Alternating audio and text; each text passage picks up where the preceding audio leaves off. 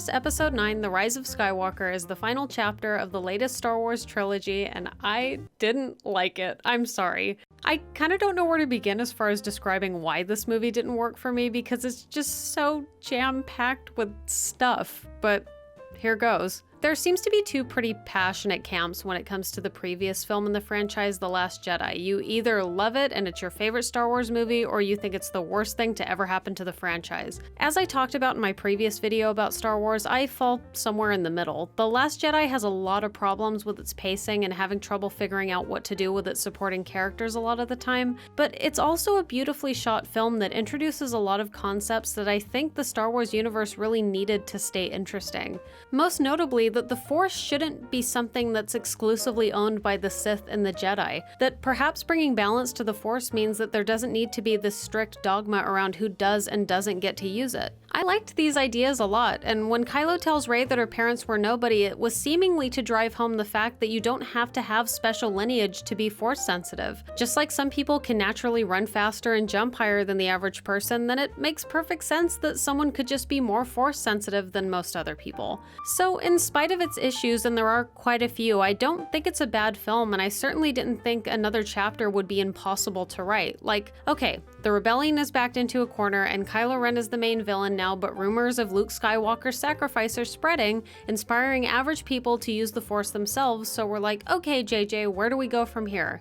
And he just said no. I get a headache just trying to think about what was done. I know that this is an incredibly vague thing to say, but The Rise of Skywalker is just such a mess, and before you start with the, oh, you probably walked into this film wanting to hate it, I promise you that is not the case.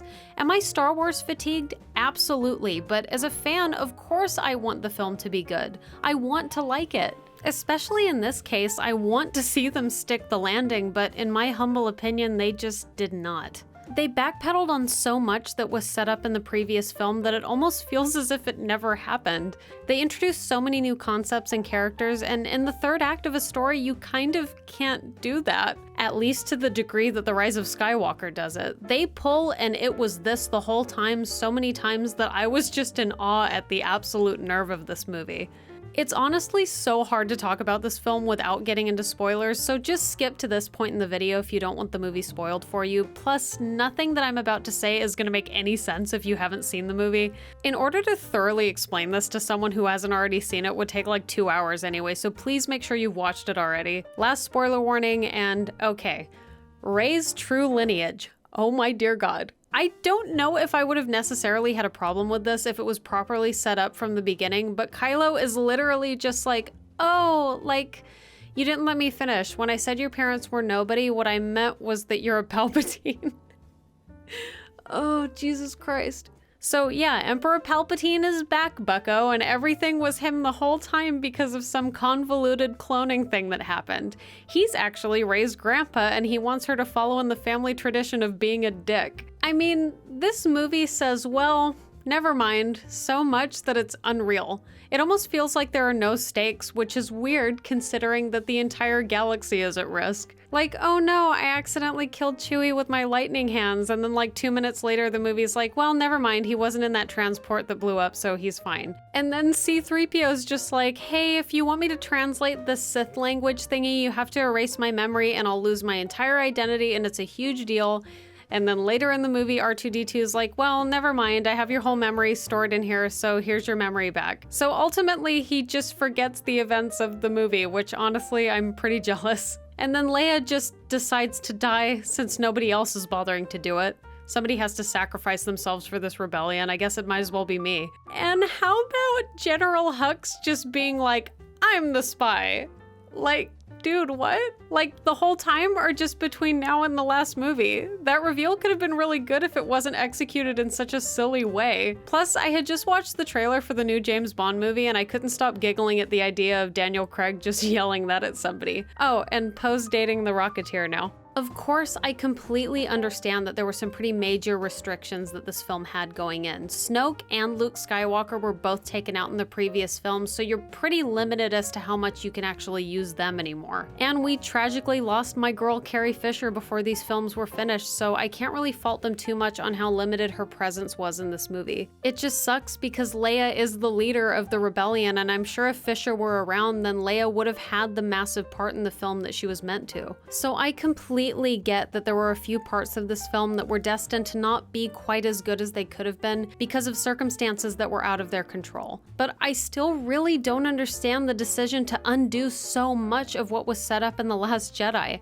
I think Kylo being the main villain would have been fine, and adding Emperor Palpatine into the mix at the very last minute just felt so unnecessary. There were a few scenes that I liked. I actually thought the scene between Han Solo and Kylo/Ben was pretty effective. I'm not sure if he's supposed to be a ghost or just Ben's internal monologue of coming to terms with what he's done, but either way, it worked for me. The one thing that they kept from The Last Jedi was the long-distance force connection thing that Rey and Kylo have, and the way that he uses it to track her location was pretty interesting. As were most of the scenes between the two of them, because aside from the Han Solo scene, these were the only two scenes that really held any emotional weight for me. Everyone's acting performances were good, but once again, Adam Driver stands out from the crowd as the best boy around. Also, you guys need to see Marriage Story now. But outside of these brief moments, most of the rest of the film just did not work for me. It is just so jam-packed with, okay, we have to get this item so that we can do this thing and get to this location so that we can get another item, and don't forget that there's only 2 of this item, that it just becomes so hard not to zone out after a while. They really tried to do too much and introduce so many new things, and when you're concluding a long storyline, that just isn't the best idea. And sure, The Last Jedi is guilty of undermining The Force Awakens here and there, but I feel like The Rise of Skywalker undermines the entirety of Star Wars. Bringing the Emperor back really cheapens Anakin's whole journey that leads him to turn on the Emperor, kill him, and bring balance to the Force. And damn, poor Rose only got around 1 minute of screen time in this. Like, she saved Finn's life in the last movie, but apparently that doesn't matter. She should have gotten more screen time than Finn in this, honestly, because she probably could have gotten something done rather than yelling Rey's name to no avail for 2 hours straight. Anyway, I really don't know what else to say about this. This movie is really messy, and I give The Rise of Skywalker, and I'm not mad, I'm just sad,